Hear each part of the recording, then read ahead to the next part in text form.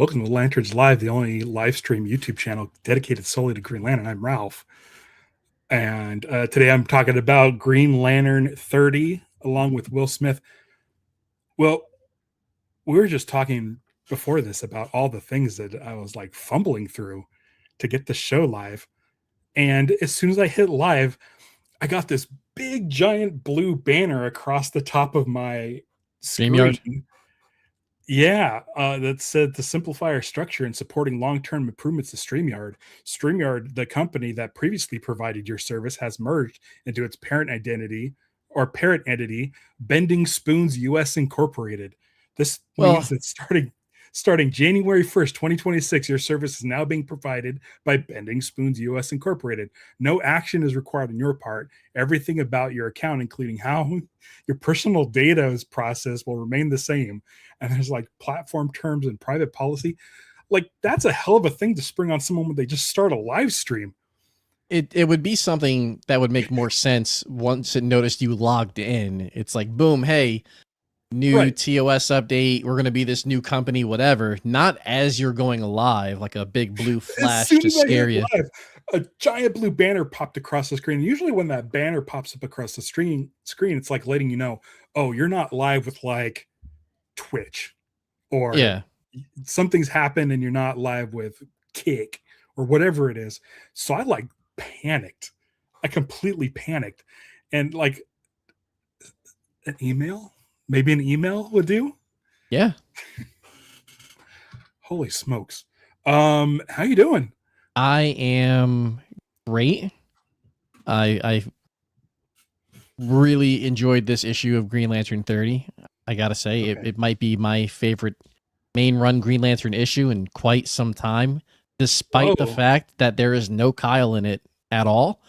Yeah. I just like the story throughout of what has happened and where we are going. I'm really pumped to talk about it. Me too, because I loved it. I Yeah. thought it was great. Nothing against last month's issue with Green Arrow, but this one was real good. I felt like that was a solid, like, sidebar type issue. Yeah. And I thought this was going to be more of the same. So maybe that's why, or it's played a role into, I thought it was going to be more of the same. So I had the expectation lower for it. Plus, hot take, I don't love Batman in the same way I don't care for Superman. Like, when Batman pops up for me outside of like the old animated series, I always see, and this could be completely false, but I feel like when I jump into a comic and Batman joins somebody else's run, by the end of the issue, I feel like Batman comes out looking like gold because DC loves him, and the other characters he was interacting with don't really come out looking better by the end of it. Like, they're always lesser to Batman, and I don't feel like that's what happened in this issue at all. I felt like it was heading that way at first. Yeah, for a minute there. But I think it's now. Here's the thing. Well, first of all, I want to show you something. Because today I got something for my photography, and if you guys notice, the haunted light is not on today because I got for studio shoots, I can do lighting, and I can't do this now. Ooh, I like that. Let's put it up to there. Cool. So now Kyle won't be flashing on and off. There you go, dude. Okay, so last month I was talking about Green Arrow, and I was like, oh, this feels like a way for the writers just to kind of do a side quest during the holiday season. I hope everybody had a great Christmas, have a great holiday, and then Happy New Year coming up. Yeah. And so I probably kind of just brushed it aside a little bit, and I really, really wasn't looking forward to this issue. I do like Batman, but I'm not a Batman reader. I grew up in the 80s. I was 13 when Burton's Batman 89 came out, which was a huge deal. It was a huge deal. Batman was coming out. They started doing reruns of the Adam West series on TV. And so like any kid from that time period was like default a Batman fan. like and the first comic I ever bought was a Batman issue, but I also bought it with Green Lantern #1. Like it There you was, go. I was able to get like 2 comic books, probably for like $1 or something. Got 2 comic books. Those were the 2 comic books on a road trip. And I really like the Batman story, and the Green Lantern story introduced me to John and Guy. So like those are really big books. But I think the last Batman thing I've ever purchased and read was, and I don't even know if I still have it up here, is Batman Earth One. Like Jeff Johns wrote it. Yeah. Yeah, he was doing a signing at my local comic book shop the day it was released. So I bought it and he signed it, and I got a picture with Jeff Johns, and he signed some other things like my Secret Origins and stuff like that. That's it. Yeah, cool dude. But I've never really been like, I like seeing Batman. I like Batman movies. Yeah. I think Ben Affleck might be, I think, probably the closest representation to what I think Batman is in the comics. I really like his Batman. I think Robert Pattinson's Batman's really good. And I'm looking forward to Batman 2. But yeah, he's not like, I don't really read. Yeah, I don't seek Batman anything books. Batman out. But if, No, I you know, never do. the movie's different story, because I always feel like we're going to get a pretty solid comic book movie when they're putting out a new Batman. That always seems to go really, really well, and it does numbers at the Yeah. box office, so that's great. Outside of absolute Batman, I don't read any Batman comics. I know there's a billion out there all at once because Batman sells like crazy. But yeah, I think just my issue isn't really the Batman character. It's that when he crosses over into, if he's going to be in a comic book with Aquaman, by the end of that book, you're going to think Batman's really, really awesome, and Aquaman's not quite as cool. When it comes to Green Lantern interactions with Batman, I feel like a lot of times Batman's putting down the Green Lantern, and it just, to me, it feels repetitive, and they do it all the time, especially with, you know, Guy. He's always giving Hal crap. So that's kind of what I was expecting when we finished the last issue, and it was like, and next time we're going to do this, but with Batman instead of Green Arrow. And it's kind of like, I don't know. So maybe my bar was low. And then as I was reading, I was like, yeah, I really dig this issue. Yeah. Batman, George Lopez in Blue Beetle, Batman is a fascist. The funny thing is, like, and it says Curtis Evans Chicago is a member. Thanks for joining the honor guard. We have a new emoji now. It's a boxing glove, which won't display on StreamYard, but you can see it in the side chat for those of you who are watching, and also in the comments. There's I think, is it Dave? I think your name's Dave. It says Curtis Evans Chicago. I swear his name is Dave in other places. I don't know.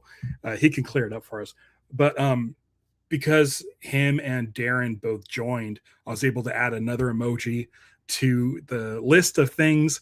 I put it to a vote, and it came out. A boxing glove construct came out before the other one that was kind of trending was which I'm gonna end up putting on the emoji list, is I'm calling the Guy Gardner Tank Buster, which is a green construct of the middle finger. Yes. Which I don't know if like YouTube has like regulations against certain emojis being used, but I mean, it's basically the emoji design that's official on all emojis, and it's just a green version of that that I've recreated. So I'm hoping to do that soon. I'm actually thinking of getting rid of the core man and the core woman things, and just like popping in some other construct emojis. I also did one. Yeah. Okay. It is David. I did a little emoji of the Kyle Chandler logo with the sort of gold and green ring front. Yeah. So I might get rid of the core man and the core woman one, just because I don't know. They tend not to get used as much, and also I like the other ones I have, which I made a emoji fist, but it has a Green Lantern ring, and then also I made a power battery emoji. And I think I kind of want to stick to more stuff like that, like really like Green Lantern centric stuff, like just having a woman or a man holding up their line. Yeah. That's fine, but I want to get some more. I'm too anxious to wait for new members to show up. So maybe the core man and core woman will show up once we start getting more and more folks subscribed. But it's kind of fun. I kind of enjoy it. And then just a little bit of business here. I don't have any. This is the last scheduled live stream that I have as of now. Usually you can go to my page and see the upcoming live streams. I start a new job a week from today, so I don't know what my schedule. Congratulations, by the way. Thanks. And I love that it's part-time because I'm gonna be able to still do the streams like on a weekly basis, if not more. It's just I don't know what my days I'm working. I don't know what hours I'm working. But once I get like my first schedule, you'll start seeing my upcoming live streams popping up. But so don't worry, I'm not going anywhere. But next week, I think there's no real books coming out next week, and so I will do I've got a members only live stream to do, which may actually be a pre-tape. I might do a pre-tape, which I've never done, and I think that's going to go out to members only, and I think that's going to be me showing everybody what's going on back here. I'm going to grab my camera. I'm going to shoot around here and walk around to my setup back here. And then everything that you can't see facing away from my camera. So anytime I like grab one of these, you'll see where these are. So if you want to know, like, where does Ralph grab that chase lawn from? You'll be able to see. So I'll show you my setup because I don't have a ton of stuff back here, but I have a ton of stuff facing me. So I'm thinking on Monday, you guys will get a pre-taped tour of my corner of the internet. So just I have an album of what's coming up next month. That way I can like plan out social posts. The only thing I can see coming out early January is Absolute Green Lantern number 10 on January 7th. So that's like the middle part of next week. So you'll probably still have time for that. And then DCKO, if you're keeping up with it, number 3 comes out on the 14th. And then on the 28th, you have Green Lantern 31 and the final issue, Justice League Red number 6. Justice League Red number 6. Final one. Boy, okay. So you said you watched my stream about Justice League Red 5, which was on Friday. What are your thoughts on Justice League Red 5? I want to be clear. I posted my review on my website, greenlanternspodcast.com. I did not let your review influence my review at all. No. But it's going to feel very much like plagiarism has happened because okay. I've actually really enjoyed Justice League Red, and it's been a surprise. And I've liked Simon in this run, and I feel like they've been setting up this Justice League Red team that's put together, and Red Tornado to be like the brains behind the operation. Everybody comes together for a greater cause. But obviously, Red Tornado has been spying on the group in order to recruit them, and he's been spying on stuff that he thinks is going to like predict what's going to happen in the future, and that's why they're on these missions to do what they're doing to fix anything terrible from happening. And then they introduce Black Adam, and it seems like he's going to be issue 1. I think he was teased at the end of the first issue, and he was in the second issue. They finally meet up with him. He whoops everybody, easy peasy, which, okay, whatever. But despite Red Tornado, this, AI, being the brains behind the operation, Black Adam is even greater brains behind this side of the operation, where he's been able to not just watch our heroes, but also predict that Red Tornado potentially has gone rogue or something has taken over him. And he has also been more or less stalking our heroes because he knows exactly what happened with Simon and his cousin that would allow him to not question being recruited. Like, it just seemed like he was so overpowered in the issue. And what Yeah. started out where I was like, oh, this seems like it's going to be a fun issue. By the time I got to like the middle part of the issue, it was kind of like, it became very clear to me that they were told you're getting 6 issues, and they were like, we've got enough for 5. And they're like, well, you're going to get 6 because that's how we do the mini runs. And they were like, okay, well, we'll just do a bunch of filler for this and then get you to issue 6 next month. Like, I just felt like it was very predictable and not in a great way. Yeah. And I was just let down by the middle part of the issue. And by the end of the issue, I was like, okay, well, now I'm at the point where I'm reading it because I'm 1 issue away from finishing it. Yeah, exactly. So for me, it's like this whole time, it's been the, like, Power Girl will go off with Simon and they'll question Yeah. Red Tornado, but they're like, we got to see something. If there's something to this, we got to see it through. And Black Lightning was basically like, don't trust Red Tornado. And they're like, they haven't the entire time. Right. So there's a whole episode, the whole issue was like nothing. Yeah. But also on their flight back to JL Red headquarters, which is where Tornado's been hanging out, on their way back, they are met with like these red constructs of things that they have already fought. And then they have this debate afterwards. They're like, oh, this must mean Red Tornado is in trouble. And they're like, or this means Red Tornado sent them. Why would Red Tornado send such weak things to fight characters? Like, it wasn't much of a delay. And if somebody took over Red Tornado, why would they waste the time? It just seemed like they were like, we need something for a couple pages. Could it be the writer doing a commentary on DC adding a filler episode or filler issue and being like, fine, if they want more stuff, here's a dumb thing that nobody cares about that's going to be a slight inconvenience to the heroes.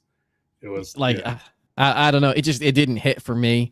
But there's other runs where it's just 6 issues or something, and I think maybe one issue might not be as good as the others, but overall it's been really good. I would say there's been 3 for sure. I feel I could recommend them issues from Justice League Red 1 through 3, and then 4 is a little and then now 5 it's like well, hopefully 6 sticks the landing. Hopefully, whatever that landing is, I'm sure they have something in mind. The last time I read a 6-issue run knowing it was only 6 issues was Alan Scott, The Green Lantern by Tim Sheridan, and I recommend that thing to everybody. Yeah. I need to read that. I want to read more Alan, but with like Comixology and stuff, you can't forget it. I might I might have a login for like DC Universe Infinite you could borrow. But I don't see anything. They have one old Golden Age Alan Scott story with Vandal Savage, I think. Like the first appearance of Vandal Savage. Shit. Thank you. During my not getting ready in time to do the show, I forgot to fill my water. I thought I did, but I didn't. Got my trusty Mountain Dew. Grab me some water. I got little cans of Mountain Dew too. Maybe I should have got one of those. Perk myself up. But there's only one, and it was like it came out on Comixology around the time they had like the Green Lantern Comixology app, where you can only like read. They had just a place where all the Green Lantern issues were, and they like released it around the time like Vandal Savage was in like Legends of Tomorrow or something. That makes sense. But the thing is, like the really the only way you can read it, thank you, is like the archive editions. Like those archive editions, which I should probably look into. They probably cost an arm and a leg now. Like I have the Silver Age archive editions. And I mean at the time these were like $50. So I'm assuming that the Golden Age ones are probably harder to find. But you would think that they had like digital versions of that to print up for Yeah, those first for that copy, and that you could just put them onto the app, but they don't exist. So I really, Alan Scott is a huge blind spot for me. So I should definitely pick up that 6 issue arc because I heard it's really, really good. it is really solid. Yeah. Yeah. All right. You want to get back to Batman? Yes. Let's do this.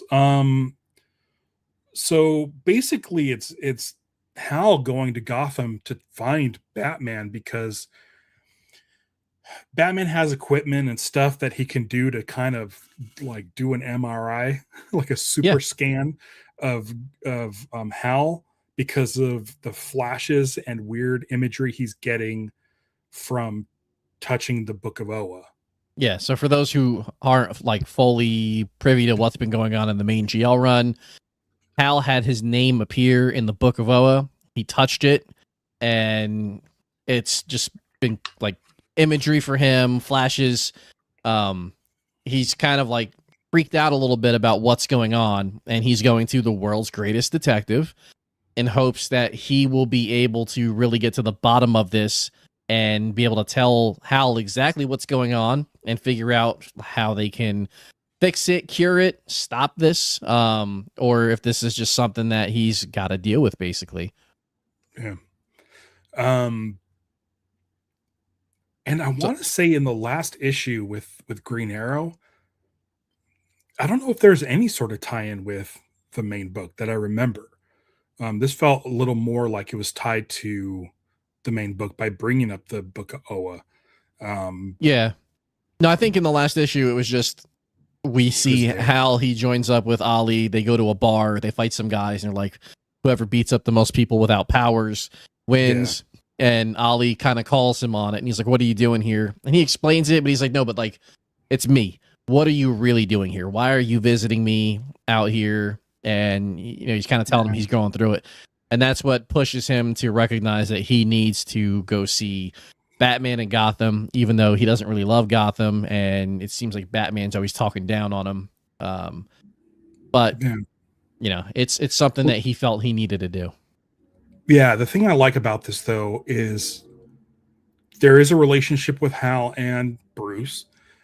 We saw that in one of the earlier issues of this run with Jeremy Adams, where we find out that he is Hal is basically a test pilot for all the bat gear, the flying bat wing and stuff, which is I thought was one of the coolest things to be brought into sort of the Batman Green Lantern lore, because it makes perfect sense. If you're a secret superhero, if you're Bruce Wayne and have, you know, all the money in the world, you still can't just have anybody go test your planes. And so it made sense that Hal did that. So I like that relationship. In this, Hal seems like he enjoys annoying Batman by pressing all the buttons in the Batmobile and just talking his ear off. He's like a kid in the back seat of a car during a family trip asking if we're there yet. Constantly telling Batman like, hey, you know, I could just fly there. Yeah. Right?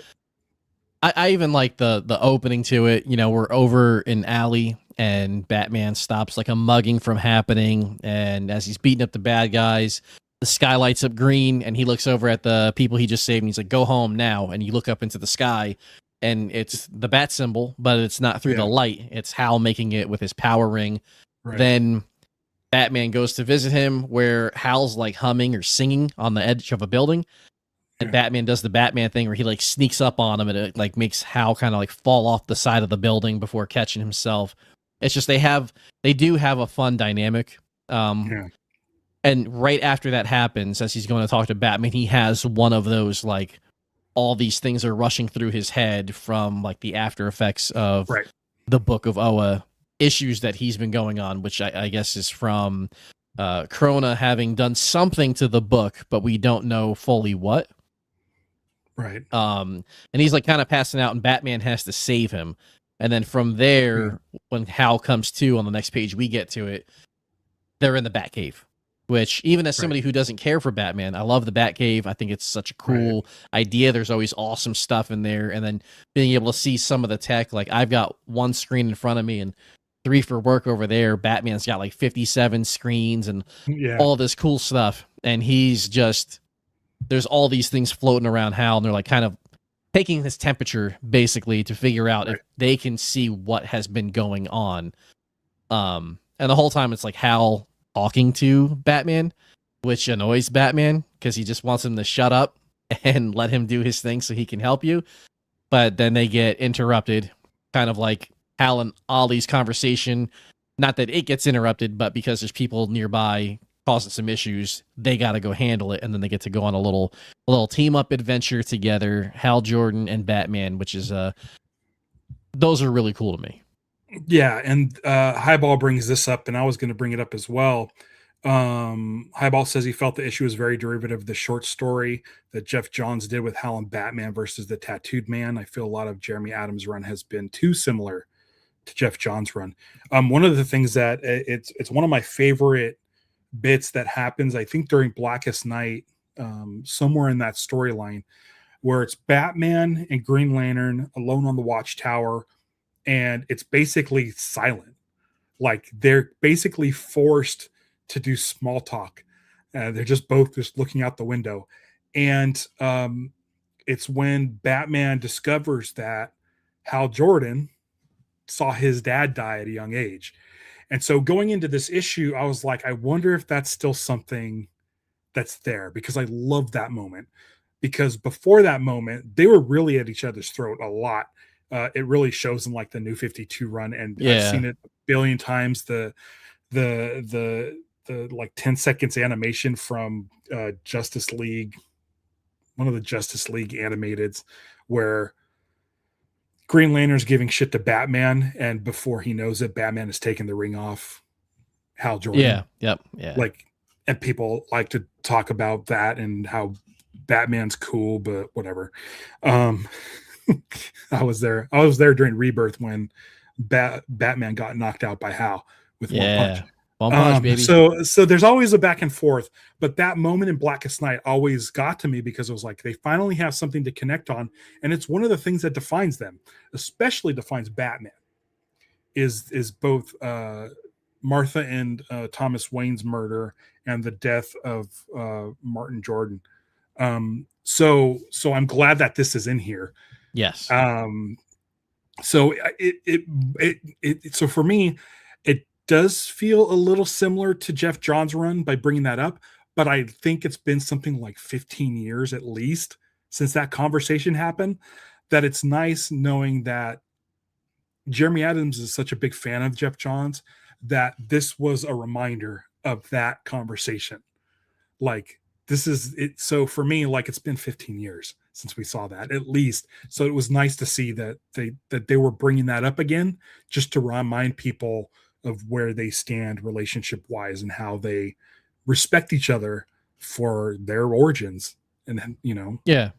And if you are gonna quote unquote like bite somebody else's words, I'm okay with it being from something that people look back on, and that run as a whole is pretty legendary. So like paying respects to what has come previously and how it's done here. I love the whole small talk conversation in the car. I love the chat about I should scroll while I'm talking, but they're in the car and Hal is telling Bruce, so when you said that's why I was here, that's when Bruce cuts him off and he says, "You're here because we aren't friends. You wanted an honest assessment from someone you think doesn't care about you." And before he can go, and he's like, that has to wait because they had to get out of the car. But like, that was the difference sort of between the Ollie situation and this situation. Yes. Outside of being the world's greatest detective and having access to all these things, it's Ollie's a friend. So you kind of go see friends sometimes and they kind of tell you what you want to hear, but they recognize that that's not also maybe the best thing for you. So then he kicked them over to Bruce because Bruce, regardless, doesn't have, you don't think he's got that connection with Hal where he's going to like try to coddle his feelings. He's going to tell you exactly what he thinks the issue is, and if he's got a solution for it, he's going to tell you that too. And they're just having this nice conversation in the car about it, where I thought we were going to have this emotional moment, and then it was interrupted. Yeah. It also one of the things too is they might not be friends, but they understand that they're allies, they're coworkers, and they respect each other, but they also understand what they bring to the table. So where Batman is probably the best person, maybe Mr. Terrific would help as well, but it sounds like Mr. Terrific helped build this tech, is probably the best person to go to do a mental scan on Hal. And yes, he's not going to get it sugar coated by Batman. He knows that, much in the same way that Batman respects Hal enough to let him test pilot his flying vehicles. Yeah. Like, they're not friends. Like, I have coworkers who are coworkers, but I'm not going to go have drinks with them like after work or something. Right. You know, yeah. We all have people who you work with, or they're in the same company as you, and they might drive you up a wall, but you also know that when push comes to shove, they're going to get their stuff done that they need to get done, so you can do what you got to do and make the company better as a whole, and make sure you're, you know, meeting goals and quotas or whatever. That's kind of like the relationship that they have. Casey has a question here about that Book of Oa, the stuff going on. So is Hal now a spiritual conduit of the Book of Oa? Something's been imprinted. We know that Krona is still out there, and we see an image of that in this issue where it's the Krona trying to become Hal Jordan, and he's got like almost like Two-Face. Yeah, it's like he's like melting, almost like like Two-Face or Clayface, something like where it's not holding up well, so it starts like melting his face. It seems like he's trying to clone or replicate whatever Hal is to him, but he's not been able to do it successfully yet. So maybe there's something that's missing, or maybe potentially he needs Hal to figure out what's going on, and then when he has this aha moment, what it really does is unlock, you know, Krona's full potential to maybe take over Hal's body. We don't fully know, but that's, you know, another reason to go see Batman, because you're in a pinch. You don't know how much longer you have until something could go really bad, so he's there. I don't know if it's a spiritual conduit for the Book of Oa itself, or it's a spiritual conduit for a Krona-damaged Krona-influenced Book of Oa, where it's not the proper book because it's had this like evil influence on it. Not 100% sure there. And honestly, I mean, they have to clear it up in the next couple issues, because Hal isn't going to be the main GL of this run going forward for a little bit, at least. We'll talk about that in a bit too. Liz brings up a question that I want to answer. If you become a Yellow Lantern, do you immediately have to become bad? You don't even have to become a Yellow Lantern, because Batman got a Yellow Lantern ring and it got on him and he like denied it. Or was that a Green Lantern he denied? He denied it. But I believe he's been a couple different colors too. I think he's been yellow before as well. Yeah. If Sinestro, like, I mean, listen, is Sinestro bad?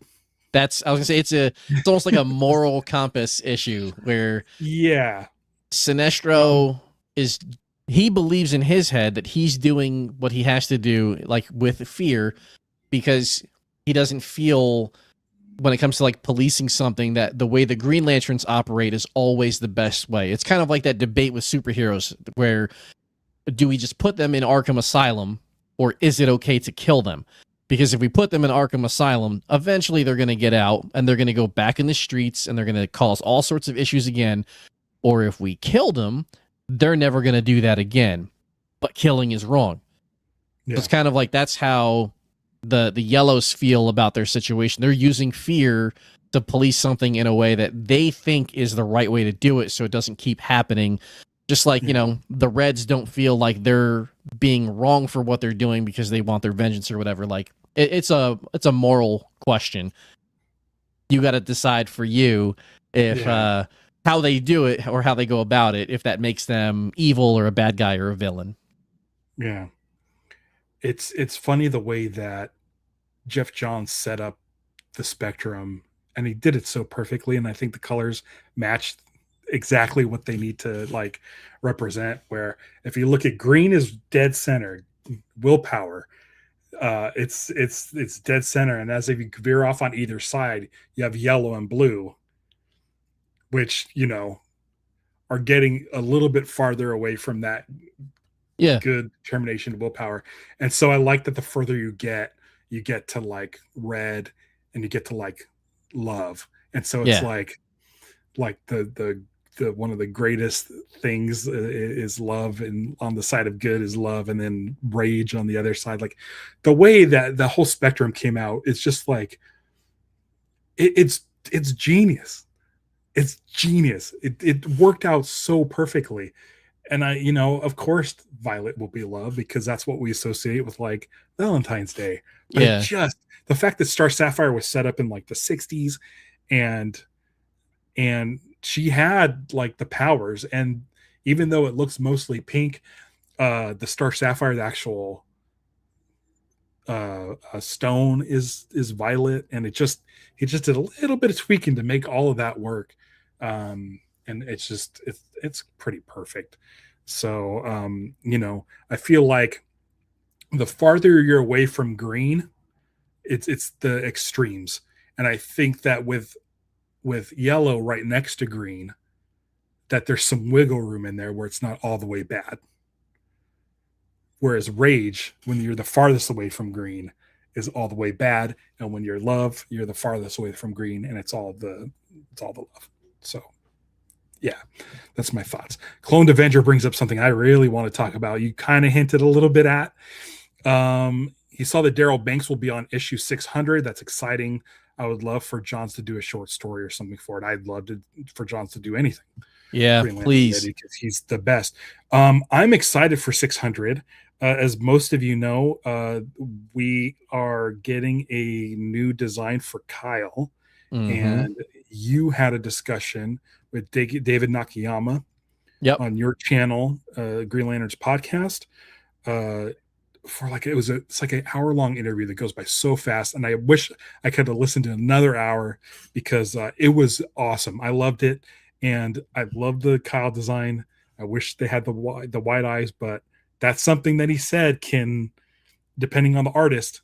Yeah, it was just really fun to break down like the thought process behind why each of the decisions was made. Obviously, not everybody's going to agree with every decision, but there were things that I think he helped alleviate some concerns. But also, it was really enjoyable to talk to somebody about Kyle Rayner and Green Lantern, and they weren't just doing this as a job. Like, of course, it's work for them, but he genuinely loves Kyle Rayner as a character. He grew up with Kyle. That's like his favorite, just like me. Like, it was very enjoyable to have that conversation. But yeah, he's getting a redesigned look in issue 600. It's going to be a big deal for Kyle. And then he also hinted at towards the end of the interview that Kyle's not the only character that he will have a hand in redesigning. He did say it will. He said, I don't want to get your hopes up, but it's not Hal and Okay. it's not Guy. And he said, Right. but I think he said something along the lines of it's somebody who is close or has some sort of impact on Kyle, which could be so many people. Yeah. But My hope. it'll just be My hope. yeah. My hope It is could John. be, and it could be John because I'm hoping that through Green Lantern Corps we are coming to the end of like the two John thing, and one being so attached to these living constructs that I don't personally love. Right. But I think in the last issue they did great with them. Yeah. But maybe when he comes out of that, he needs a redesign himself because it's a new era for John as well. But yeah, 600 should be huge.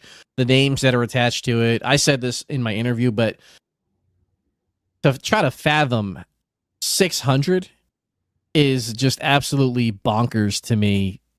Compare that to most other heroes, Marvel or DC or independent, and you're probably not getting close for the bulk of them to the amount of Green Lantern content we've been blessed with since the beginning of this journey when Alan Scott first appeared until now. Like it's just wild what we've been given, and then still somehow only one real movie. Dude, it's nuts. Somebody was on responded to a post I commented on a YouTube channel. I think it was over at Boba Talks. He was talking about Clayface, and I was like, this is great. Clayface is such a great idea. A low budget horror movie that will almost guarantee it make its money back. Oh Like in yeah, the first weekend and stuff. Like it's usually these movies are so overblown and overdone, and there's so much, and it's this big spectacle, and it's like hundreds of $1,000,000 to make. And it's like, I like the first Shazam movie because it's such a smaller, lower budget, like fun movie with its yeah, like low stakes. And so I was just like, I'm excited for that. And someone complained to me, they're like, oh, well, why didn't they do, how come we're not getting a Scarecrow movie? I'm like, dude, we're getting Clayface in live action for the first time. We've seen Scarecrow in Batman Begins and The Dark Knight Rises, and it's like perspective, because everybody wants something, and everybody's like Clayface. It's like, great, we're getting a Clayface movie. Maybe Batman will be in there. We've got a ton of Batman movies. We've got a ton of Superman movies. We got the first Supergirl movie since the 80s. We had a whole Supergirl show that went on for like 4 or 5 seasons. yep. Guys, We've had a Flash show, like 7 seasons. We had a Flash movie. The only thing I want to hear complaints about not getting a movie is Green Lantern. Because again, we only got that one. And then today there was I forget the show. I probably should have jotted it down. I sent that to you. I think I sent you the video. The Happy, Sad, Confused podcast. Yeah, the Happy, Sad, Confused had Walker Scoble on it. The kid who plays Percy Jackson. Yeah. Dude, okay, so my mind was blown. This kid's young. And so he was a very impressionable young kid. I just want to say, it cracked me up every time he answered something, and he was like, when I was a kid. In my head, I was like, brother, you're still a kid. Yeah, he's like, enjoy being young. Right. But he was the right age and was a massive fan of the Green Lantern movie, and then went on to do the Atom Project with Ryan Reynolds. And like, that's the first thing he started talking about was Green Lantern. So what I did, I don't think anything's going to come of this. I reached out to his publicists, all 3 of them. That's smart. I said, hey, if he wants to come on and talk about Green Lantern for a half hour, I would love to. I said, I'm one of the premier Green Lantern YouTube channels and would love to have him. He can come on and promote anything he wants, and he could talk about his Green Lantern birthday, because he had a Green Lantern birthday. Sound like an epic birthday. Dude, the interviewer was like, were you wearing like a Green Lantern outfit? He said, no, just a shirt.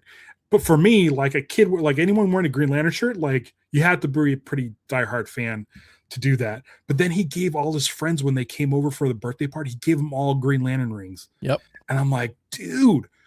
And they had a Green Lantern cake. I'm gonna be 49 in like a month and a half, and this is the party I want.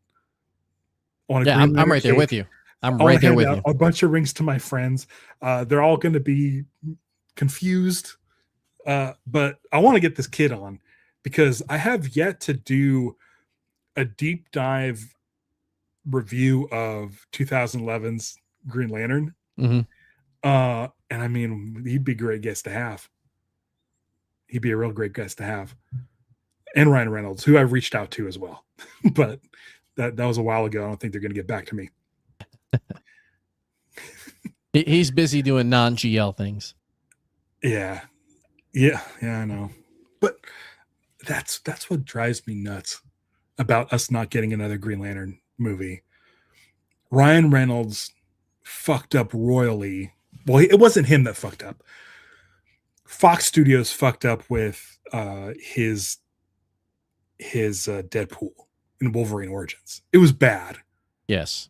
The Merc with the mouth had no mouth. Like Yes, sewed him everything up. about it was wrong. Everything was wrong about it. But he jumped at the chance and he wanted to do it, and he disappointed all the fans. Right? Yep.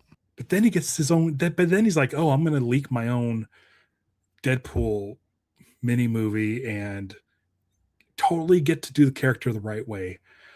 The problem with him is the fans weren't happy with his Green Lantern, and instead of being a champion to make it right, he's just been dumping on it ever since in his blockbuster movies, and it's just like, man, someone's got to be a champion. So this Walker, I want to say Walker Walter Scoble. Walker Scoble. Let's get this kid to. I mean, he's probably of a good age. We could dye his hair black. He seems like a good kid. Does these TV action movies? Let's get him in season 2 of Lanterns. Let's get a Kyle Rayner going. I'm not anti that at all. I was also thinking, maybe if people wanted a younger version of Hal, the kid has grown up a lot since season 1 of Percy Jackson to now season 2. Like, by the time it comes time to film something for Green Lantern, he's in good shape. Like, he could bulk up a bit. Decent actor. Like, if Kyle Chandler dies in season 1 of Lanterns, which people are afraid of, then we can totally have this kid be the rebirth version of Hal Jordan. I also don't think he's going to die. I don't think he's going to die. I don't know what this show's going to be. I don't even know if there's going to be Green Lantern stuff in it. They haven't showed us jack squat. I'm so mad. Where is that trailer, the Argentinian trailer that everybody has seen but us? Yeah, that's got to come soon. It's in the not world fair. of leaks, in the world of leaks, like why does Lanterns have to be the one thing that's like sewn up tighter than anything else? What's crazy is I just saw an article today from the Direct or something like that, and they were talking to Jeremy Irvine, who was going to play. I can't remember if he was going to play Alan Scott or if he was going to play Guy Gardner in the original Green Lantern show that HBO was going to do. Oh, yeah. And he said he made a comment in there about how he probably signed more NDAs for the Green Lantern show than anything else he's ever done or ever been on, period. Right. Like, it's so secretive with HBO and DC. It's kind of crazy. Yeah. I'll say this, until I see the footage that some of the press apparently saw in like Brazil, y'all are liars. Leak it. My DMs are open. Get Ryan Reynolds to do it. You can email me at will@greenlanternspodcast.com and send me a .mov file. I don't believe y'all until I see it. I think you're just pulling my leg, talking about the suit and stuff. I don't believe you until I see it. Send it, please. Please send it. Speaking of .mov files, I have a new shirt at my merch store. Mm-hmm. It's Lanterns.mov. That file that got everybody in a tizzy. Dang. Yeah. David says first Deadpool film was shoestring and amazing. Again, yeah. Small budgets. You don't have to take these big risks with these superhero things. And I guess that's what they're doing with Lanterns, right? I think the show has a pretty healthy budget. It's not what the original show budget was going to be. Berlanti budget. The Berlanti budget. Yeah. I think I would have loved to have seen some sort of footage from that, but just reading the entire history of everything around that show and what they were trying to make that show be, it was just too spread too far out there for me to believe that it was gonna be great. And I feel like maybe it was a blessing in disguise that we're getting something a little bit more compact and not so like they wanted this show to be a show on HBO that hits all 4 quadrants. That's young people, old people, men, women, everybody tunes in. And they were also going to do this where it was a show that we were going to bounce from timeline to timeline, shots in the past with Alan, and then like the newer stuff with Guy. And there was going to be side Lantern characters like Jessica. Like it was a lot. It was a lot. If they would have nailed it, it would have been like the greatest thing ever. But it's just the amount of wiggle room that they had to make it not Yeah. great, I think could have potentially put us at that risk of, well, we tried a Lanterns movie, it bombed. We tried a Lantern show, it bombed. Maybe we cool off on the Green Lantern stuff for a while. But again, it comes back to Ryan Reynolds, like keeping that bomb fresh in everybody's mind. Like there's been worse movies that he's been in that have bombed worst. Yeah. RIPD was abysmal. Um, and it's just like, why pick on that one? I feel like he's just using it like was armor. Like he's feeling like if I pick on it, then people can't pick on me for it. Like I'm already doing it. There's a different version of Secret Origins, which I gifted to my friend Mark, friend of the show Mark, where it has a foreword by Ryan Reynolds. Like they reprinted this. It's a black cover, Ivan Reis cover, and for like a couple of years, he was knee deep into Green Lantern fandom and Green Lantern lore, and I was sitting in Hall H when he gave a ring to a kid for asking the kid came up and asked him, could he recite the Green Lantern oath? It was amazing. Being in the room, it was amazing. He did the oath, gave the kid a ring. Like he was there. He was doing it. He was being the champion for Hal Jordan. And he had to have gotten some sense of what this fandom is like, and then just completely turned his back on us, and it sucked. Yeah, I think he just doesn't want to get hurt, and he knows it was going to get brought up, so he just makes fun of it before others can. Yeah, maybe.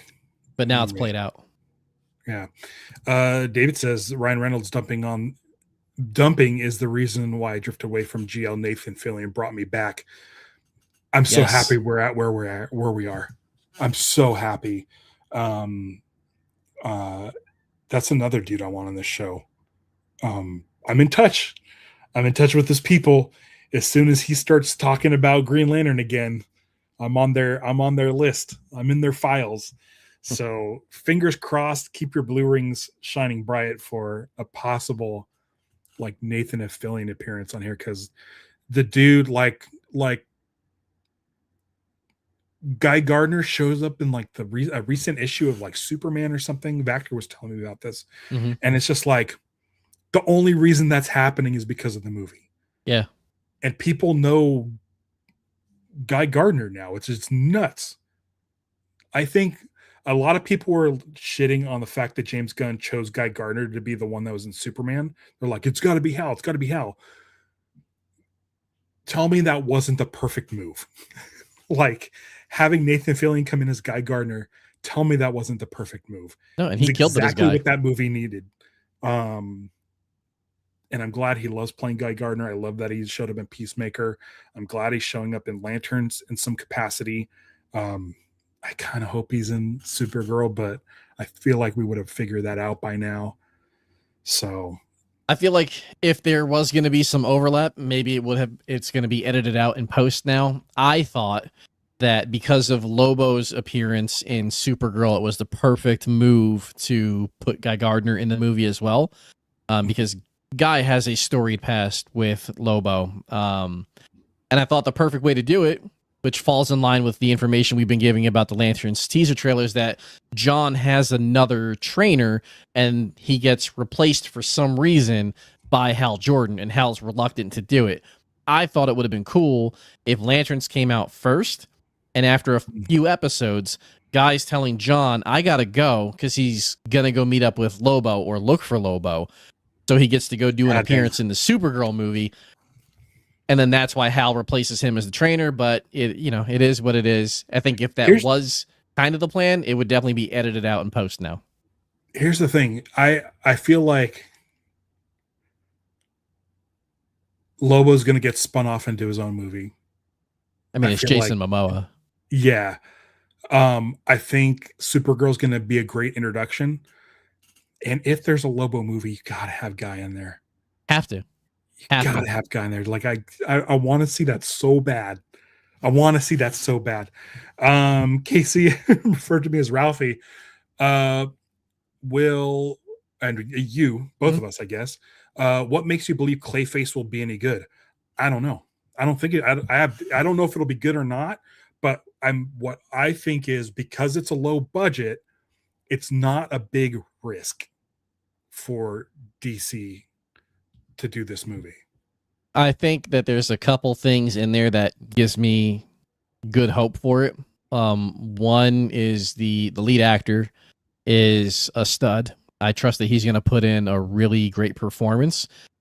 Another thing is because it is low budget, I expect them to have to get creative in it, and they'll have to do things practically or use CGI where it makes sense because it would be cheaper. But usually things where the budget isn't as high as like a Superman type movie, it gets the creative juices flowing with the team behind the cameras and that work on it to Yeah. not like push technology, but usually like when stuff like this comes out, that's when there's like these epiphanies that people have, like, oh, we can do this way, or we can do this way, and it doesn't cost a bunch of money, or because we don't have the budget, we're going to film it from this angle over here to kind of hide these things. I think Superman was a good movie. I think that Peacemaker season 2 was good. I think that Supergirl is probably going to be a good movie. I have the ultimate faith that Lanterns is going to be very good. If they continue to ride this high, then when you get to a Clayface movie that costs only $60 million to make, it doesn't need a ton of profit return. But like the number one thing that gives me hope for it is, as we've seen so far, James Gunn is only approving things if it has a solid script. So the story has to be pretty good. And if the story's good, even low budget, if DC continues to ride this wave, it may be like a $300-400 million profit film off a $60 million budget. And then that, I would believe, would enable DC / Netflix / HBO / whoever owns it at the time to go, that small budget, like horror style that we did with Clayface, I wonder if we could do something not like Saw, but something scary in the mold with Constantine, or maybe we could do something with a Scarecrow, or hey, what other villains aren't we using? Exactly, Deadman, even though he just popped up in JL5 and it's the worst issue out of the Justice League Red issue so far. But like they can do these other things, or they can go niche with it. They can have these very, very over the top Five Nights at Freddy's style, where you don't have this massive expectation for this thing to be great, but like they can introduce more characters into the world and different types of stories. But I think the guy who's playing Clayface is going to absolutely smash it in the role. And I've been hearing some rumors that he is being looked at to play a massive role in some other massive IPs. Yeah. So here's the thing too, is when you have a big budget movie like Superman and Warner Brothers is throwing all this money at this project, that's when studio heads start showing up to make sure everything's going well and seeing how the production is spending the money and if they're staying on budget.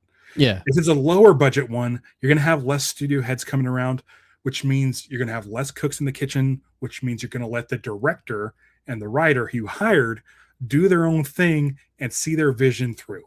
And so for me, it's literally more money, more problems. If your mom gives you $500 and says, go to the mall, she's really going to want to know what you got. If she hands you $20, she's not going to care. Yeah. They want to make sure that you're spending their money wisely. And when it's not a lot of money, it's less of a risk. And so I think that's a good thing for the movie. And also, I would rather have like 4 DC movies that are $50 million budgets than one that's a $200 million budget movie. Yeah, as long as they're more DC than unique and they have their own feel, and it's not just big character thing after big character thing after big character thing, and it feels like they're all just working towards the same plot. Like if Clayface is its own thing that doesn't have to get impacted by these other things, and like you said, it's the original vision from the people who pitched it to James Gunn with their script that he signed off on, and you don't have the studio heads interfering and being like, oh, you know what? This needs a love triangle. If they avoid stuff like that and you're just getting the true vision, it doesn't have to make a ton of money for it to be profitable. And again, it will allow them the confidence to be able to continue to do these smaller budget movies and stories and, you know, go win at the box office. Like you said, maybe sometimes you always prefer quality over quantity, but sometimes, you know, the quantity is nice. If they can do a whole bunch of these for the cost of one other mega film, I think that that's a cool approach too. I like the approach of a Supergirl and a Clayface in a year. So do one big budget and one lower budget. Get 2 a year, and the second one, the lower budget one, is a bigger, like, crazier idea. Cloned Avenger says, I would love to see a Jeff Johns Lanterns TV series fully realized. Yeah, I think we all would. Yeah. I would even that would cost a lot of money. You got to start fundraising now. I'd take a restart of Green Lantern the animated series, a continuation of that show. That would be I wouldn't excellent. even mind like a sort of a limited animated series, like along the lines of Invincible, that really adapts Jeff Johns, where they do like these 8-hour-long animated episodes that really kind of cover the main story arcs from Jeff Johns. Like, I'd love to have like just a Green Lantern series, and then do a Sinestro Corps, and then do a Red Lantern season, and then a Blackest Night as like a finale. Like, just do that, like, stretched out over the course of like 6 seasons. I'd be totally down with that too, because I think Invincible is a great adaptation.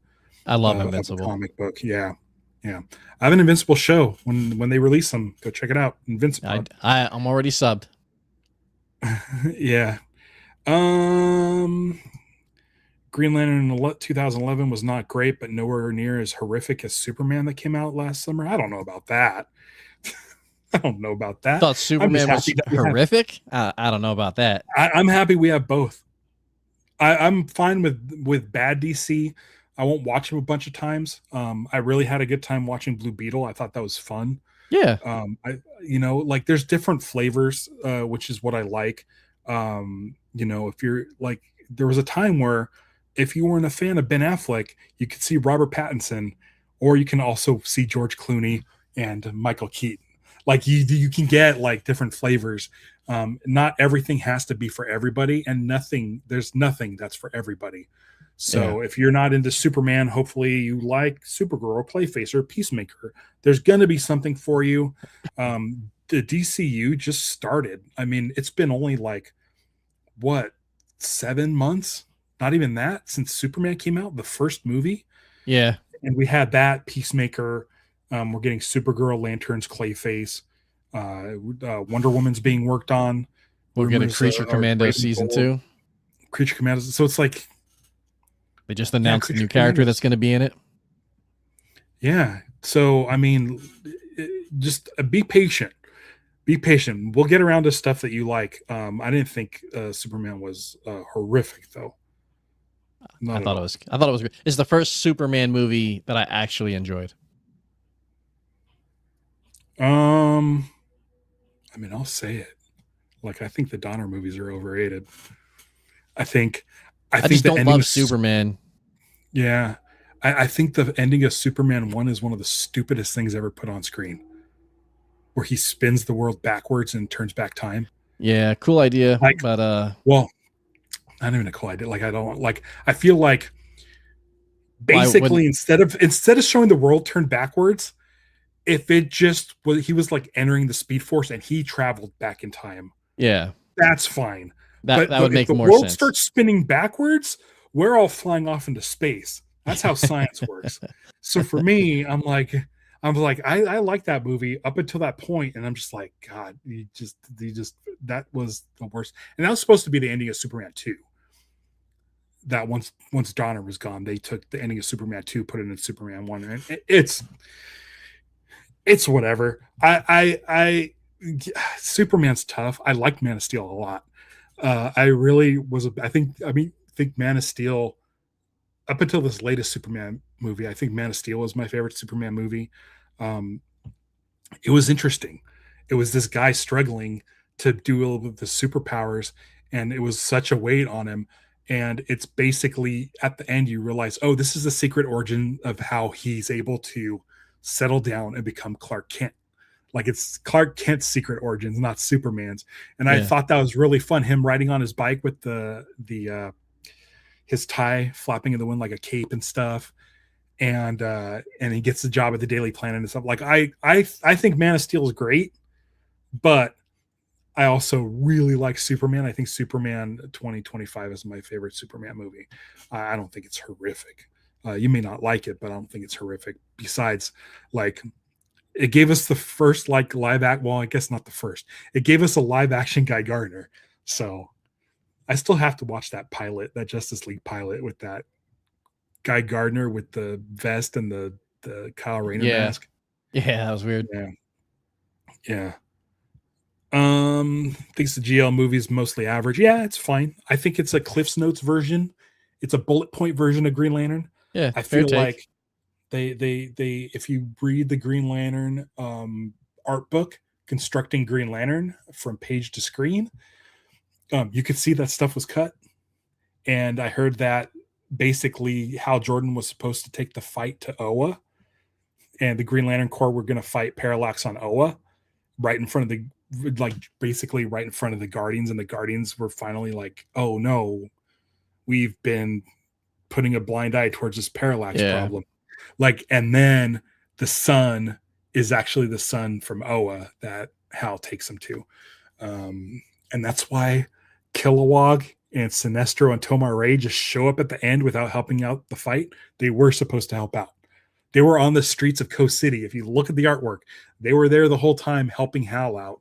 But WB just cut so much shit out of that movie. They started slashing the budget, and they admitted that they're the reasons why that Green Lantern movie was a failure. So A lot of interference. that's why I'm excited about Clayface, because it's not a big budget and you're going to get less interference. It's just that thing they're doing over there. So yeah, chances of Superboy popping up in Man. Oh, did that go away? I didn't. Oh yeah, here it is. Chances on Superboy popping up in Man tomorrow. Great, sure.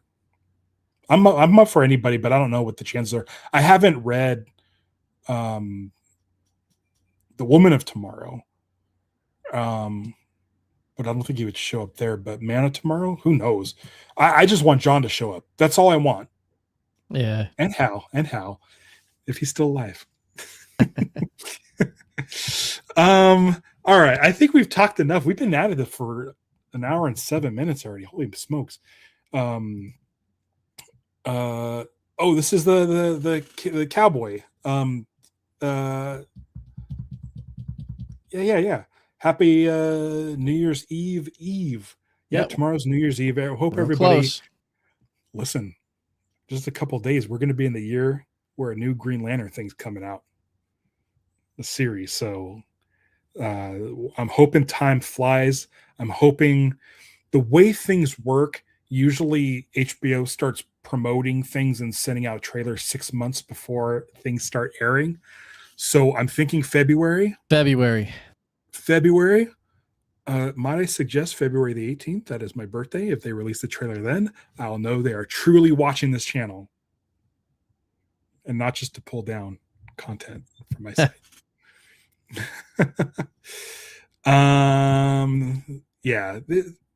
I forget who's playing Clayface. He's a Tom dude. Reese Harris, I think is his name. Tom Reese Harris. Yeah. Definitely read Woman of Tomorrow. I think I'm going to do that. But I need to read this Alan Scott book. Everyone have a safe New Year's Eve. If you're going to be drinking like me, order a highball. There you go. Make sure you have a designated driver or a safe way to get home, or use Lyft or something. Be safe out there, because you're not going to want to miss any Green Lantern stuff coming in 2026. So everybody follow Will at Green Lanterns Podcast. Will can give you the details now. Yeah, just head over to greenlanternspodcast.com. You'll see written reviews for comic books on the website, but as I drop new long form YouTube videos, they will pop up as well. That's where I'll do most of my stuff. And there's links to all my socials, TikTok, Threads, Blue Sky, whatever you are on, I'm probably on there as well. Yeah, that's the easiest way to find what I'm up to and what I'm doing. And the new site looks great. I love it every really single good. time I log in, or like I go hit publish on an article and then I go load the page myself to go see how it looks. Yeah, Hector Lizard did an amazing job with it, and it was nice of him to have it done in time for the completely unexpected Lanterns teaser that dropped. Really unexpected. It took me. I got that studio pretty fast at 5 a.m. Yeah. Jeez Louise, my poor wife. Will, 2025 has been awesome, and you're a huge part of that. Thank you so much for everything you've done for this channel, not just on the show, but like behind the scenes, and your words of encouragement. 2025 has been the best, especially for Lanterns Live. It's been just amazing. So thank you so much. I'm looking forward to 2026, dude. Like, things are going to go off. Green Lantern 600 is coming in March, I think. Yep. And hopefully, like, February, we're going to get that trailer, and hopefully we'll see what these suits look like. Yep, But got a couple things coming. Closer. Lanterns obviously is going to be the big one for GL fans. There's going to be, I think, a Super Friends show that features a Green Lantern character, and then there is My Adventures with Green Lantern should be done with all of the art and voicing in 2026. I'm not sure if that's going to make the cut for launching in 2026, but yeah, I'm at this point I would guess 2027 on that. I'm not 100% sure. I think they could put it out towards the end of 2026 if they wanted. Yeah. Well, we'll probably see something. Yeah. Probably get some character designs and stuff. I can't wait to see this Kyle, the animated Kyle. Yeah. Yep. Nervous but excited. So, yeah. So everybody, do me a favor. Everybody in the chat, everybody watching this on replay, go tell your friends about the show, because we want to have more guests. I love having both Jeremy Adams and Morgan Hampton on the show this past year, and I'm looking forward to getting some more Green Lantern creators, people who bring these characters to life. I'd love to have them on the show. So tell all your friends, subscribe, join, do all the things. Until next time, beware my podcast. It's Lanterns Live. Bye, everyone.